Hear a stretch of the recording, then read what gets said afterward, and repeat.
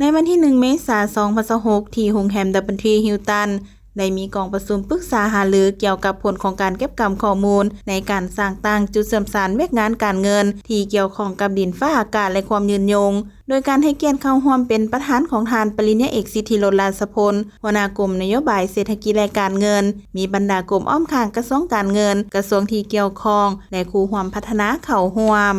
กองประชุมครั้งนี้ได้รับฟังการนำเสนอภาพรวมของการกะเกียมสร้างศูนย์การเสื่อมสารเวียกงานการเงินสำหรับการเปลี่ยนแปลงดินฟ้าอากาศและความยืนยงผลได้รับจากการลงเฮ็ดเวียกเก็บกำข้อมูลจากบรรดาแขนงการที่เกี่ยวข้องในระยะผ่านมาและก็ได้ร่วมกันจัดกลุ่มสนทนาปรึกษาหารือแลกเปลี่ยนคำคิดคำเห็นต่อกับการสร้างศูนย์ดังกล่าว